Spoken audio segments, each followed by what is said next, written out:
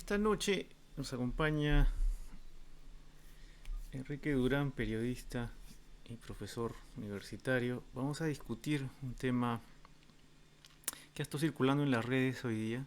Son propuestas económicas, el plan económico que debería seguir el gobierno. Ha circulado, hemos visto dos, uno del Partido Morado y otro de unos profesores de la Pontificia o la ex Pontificia Universidad Católica. Para ello hemos invitado a Enrique Durán y vamos a tratar de darle el pase en este momento. Estamos ajustando el audio y ahora sí estamos. Enrique, buenas noches. Buenas noches, José. Como ves, ahora ya estamos también empezando a una semana de terminar este primer periodo de cuarentenas. Estoy seguro que ni es el primero, es el primero, no va a ser el último.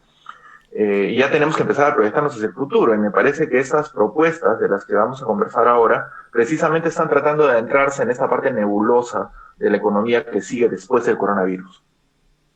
Así es, y empieza a politizarse el tema, que yo te diría, por un lado, económicamente lo vería, sí, de alguna forma van a aparecer las ideas sobre qué cosa tenemos que hacer, porque ya se está empezando a notar que el problema económico, como conversamos la vez pasada, va a ser más grande que el problema de salud, con la salvedad del que no se puede valorizar el valor de una familia, así los americanos lo hagan. Entonces que los americanos lo valorizan, ¿no?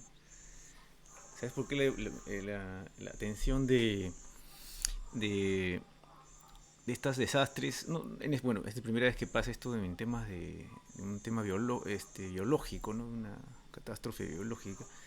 Pero cuando ellos atienden los temas de huracanes, inundaciones, todo eso, Estados Unidos se caracteriza por tener una metodología en la cual valoriza en alrededor de 6 millones de dólares cada vida humana. Entonces su política se centra en que sí y solo sí los costos asociados o los beneficios asociados a los costos de lo que vas a emplear para prevenirla cuentan más o menos 6 millones de dólares por vida humana salvada y sí y solo sí lo ejecutan. Y eso es más o menos un consenso general en la sociedad americana, en los políticos americanos, ¿no? Por eso a veces nos extrañamos de por qué en Europa sí, para que países como Holanda eh, gastan considerables sumas en prevenir desastres que de repente nunca ocurrirán en una generación, mientras que los Estados Unidos siempre son reactivos y solamente cuando esté el huracán encima y la emergencia encima, recién empiezan a gastar obviamente muchísimo más cantidad en términos de 10 o 20 o 50 a 1 lo que hubieran gastado en prevención. Y por herencia, nosotros latinos hemos heredado, más por flojera yo creo que por política, la misma historia. Estamos acostumbrados y condenados a esta maldición latinoamericana de tratar de arreglar el muerto cuando ya está encima, cuando el problema está encima. Y, y aparecen pues estas dos propuestas a revisar. No sé con cuál quisieras empezar a darle una mirada. Creo que podríamos empezar con la propuesta del Partido Morado, que es en primer lugar, es la más reciente en el tiempo, porque ha sido recién conocida esta tarde, Uh -huh. y es la que probablemente tenga un carisma político, porque incluso si las personas que puedan, después de ver el programa, consultar el documento que está en línea, lo pueden encontrar en Twitter, por ejemplo, Uh -huh. incluso se toma el tiempo para designar qué entidades deberían hacerse cargo de qué aspectos de este so-called plan económico que han puesto a disposición de la crítica, ¿no? Sí, Entonces ahí hay un planteo más político, además de tratarse de un partido que ya está activo en política porque tiene una bancada parlamentaria. claro.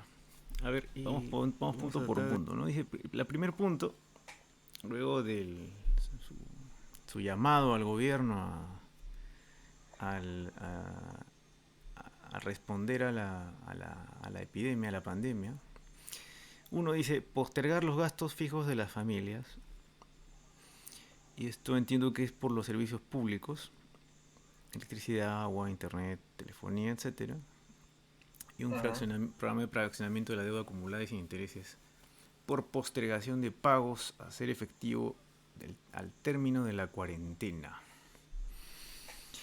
Y Ángel, responsables. si me dejas ver ese punto, a mí me parece que eso es un punto crucial, junto con el programa de bonos que está planteando el gobierno, el bono para las familias más económicamente desfavorecidas, en primer lugar, y luego este bono que se ha planteado a partir del fin de semana para aproximadamente 500.000 independientes a nivel nacional.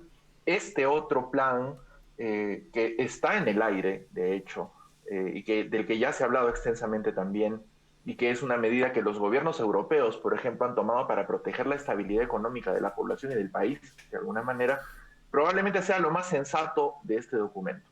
Porque en efecto, las personas necesitan continuar en medio de esta emergencia, por ejemplo, contando con los servicios básicos de comunicación para cosas desde el entretenimiento hasta para la comunicación de emergencia. Imagínate que ahorita te corten el teléfono por parte de pago porque no tienes cómo pagarlo, porque no estás trabajando y que no puedes llamar al 113 para poder notificar que tus parientes están mostrando los síntomas de la enfermedad. Así que esa parte es una medida que me parece políticamente coherente, o la sugerencia me parece políticamente coherente. Lo mismo con el agua, con la luz y con servicios que ya empiezan a ser facturados, como el gas, por ejemplo, ¿no? En algunas zonas del país. Tal vez, no sé, eh, esto sea lo más interesante, aunque no podamos llegar a los niveles de Francia, por ejemplo, que está asumiendo a nivel de Estado las facturas de todos, ¿no? Claro, el tema en Europa es que los impuestos, por ejemplo, están basados más en las familias, ¿no? Entonces, no hay la evasión tributaria que existe acá en Perú. Casi todos pagan, porque si tú apenas estás registrado allá como residente o como familia, es obligatorio en la municipalidad empezar a registrarte y a pagar tus impuestos, tú pagar tu seguro. Y los impuestos oscilan, creo que Francia es uno de los más altos, casi 50%, entre 40 y 50%. Tendría que revisar el dato, pero en Europa todo es así. Y claro, es como un seguro de... Estás pagando un seguro, ¿no? Igual si tuvieras familia o otros tipos de gastos, el Estado asume. No me extrañaría que el Estado, que Francia esté dispuesta a pagar por unos meses o unos días los servicios básicos. El problema es que Uh en -huh. Perú lo tenemos privatizado en lado de la luz, el teléfono. Y si bien suena bonito, tú sabes que esto va a costar. Y en el caso del Partido Bueno aquí no pone ningún costo ni estimado de lo que sería eso, ¿no? Y además dice crear un programa de fraccionamiento de deuda acumulada y sin intereses, pero si la cuarentena son 15 días, ¿qué deuda acumulada? Pues están asumiendo que va a ser por lo menos 3 meses, 2 meses, ¿no? Dos Por meses de un deuda lado, pero acumulada. también estamos hablando de que ahorita mismo estamos en el periodo de vencimiento de los recibos, ¿no? Entonces, sí es muy probable que si tenemos esta estimación general que se hace, un 70% de la PEA en el sector informal, Uh-huh. pues es muy probable que saliendo de la cuarentena, asumiendo que solamente dure hasta el 30 de marzo, eh, pues la mayoría de estas personas no van a tener liquidez para pagar recibos. Claro, Esa ahora, es la verdad. el tema aquí que yo discuto es la ejecución en, el, en la cancha. O sea, si tienes que quitarle a todos, a todo el Perú, es un costo. Si le pudieras quitar solo a los que realmente no pueden pagar, es un costo muchísimo menor. Uh -huh. Porque en la prórroga están todos, ¿no? No faltará el empresario que también tiene problemas, entonces tienes que darle a todos. El costo tendría que estimarse, pues considerable, pero bueno, como tú dices, es el punto más sensato. En este. Vamos al punto 2, dice postergar los pagos financieros de las familias. Dice, propone prorrogar 60 días el pago de todas las deudas personales en el sistema financiero nacional. Esto creo que ya la Asociación de Bancos salió, ¿no? No sé si estás al tanto de eso. Ah, Sí, ah, mira, al respecto de eso, desde el punto de vista político, otra vez, o sea, político-social, si quieres, esta también es una medida que, si bien no necesariamente está planteada de una manera clara y coherente, sí es una medida necesaria también, y en la que algunos bancos, por lo menos hasta este momento, se han manifestado con claridad. Por ejemplo, Interbank ha dicho, Scotiabank han dicho que no van a cobrar intereses ni moras sobre las deudas que no se puedan pagar después de este periodo de excepción. En cambio, el Banco de Crédito, lamentablemente, la entidad financiera más grande del país, ha dicho que lo sentimos mucho, pero nosotros sí te vamos a cobrar los intereses, pero recién te lo vamos a cobrar creo que 60, 90 días después, y te vamos a cobrar los intereses así, ¿no? O sea, si tú nos debías 500, ahora nos vas a deber 607 soles, por ejemplo. En este es una cuestión que las empresas tienen que, me parece también desde el punto de vista social, tienen que empezar a comprender. Estamos en una situación de excepción y no podemos seguir pensando en operar de la misma forma que lo hicimos antes de esto, sobre todo porque ni siquiera es una cuestión de voluntad de las personas de omitir el pago o de incurrir en moras o en gastos financieros, sino que en efecto no hay dinero, no va a haber dinero durante un tiempito, de hecho. Sí, bueno, supongo que es ahí la aclaración de la Asociación de Bancos sería importante, ¿no? Para ver si va a ser generalizado, si solamente va a ser para los que lo soliciten, que eso que es lo que más he escuchado, o sea, no es que simplemente es bandera libre para todos, sino es para... Y conociendo los bancos, claro, hay que ver la letra chica, ¿no? O sea, claro, el banco, lo que tú dices es que ya uno de los bancos ha puesto en claro que sí, te perdono todo lo que quieras, pero después te voy a cobrar. Entonces eso no es tan, no es lo que se quiere. Ahora, eso tiene un costo, ¿no? Porque técnicamente, si tú le dejas de cobrar los intereses a los que se han prestado en su tarjeta de crédito, tiene un costo para los ahorristas, porque el ahorrista también si quiere recibir su interés de lo que ha depositado, tendría que el ahorrista también, ¿qué van a decirle a los ahorristas? O sea, el tema es que ahí vas a tener un ajuste en los márgenes financieros de los bancos durante un tiempo, que los bancos grandes no va a tener ningún problema, estoy seguro. Pero las cajas, las financieras pequeñas, las cooperativas, esos no tienen la capacidad de caja ni los recursos como para poder hacer estos perdones generalizados. Y justo va a ser donde la gente que no puede pagar va a solicitar más estas prórrogas. Entonces, tendría que la SS pronunciarse en el sentido de no habría ningún problema a nivel del sistema financiero.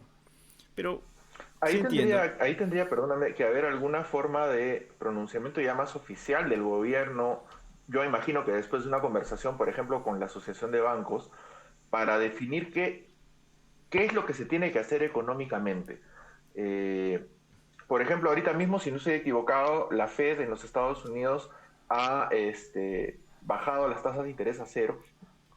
Sí. Básicamente está poniendo, discúlpame si estoy desconociendo algo del tema económico, pero me parece que lo que está haciendo es decir, ok, a partir de ahorita ponemos la economía dentro del refrigerador y la vamos a sacar tal cual está cuando todo este asunto termine. Porque, o sea, puede parecer lo contrario, pero en realidad la economía no es que esté recesada, es que está congelada, no está pasando nada, exceptuando en el rubro directamente involucrado en este asunto, que es el de abastecimiento de alimentos y el abastecimiento de medicinas y este tipo de cosas, pero después el 90% de las actividades económicas del país están detenidas.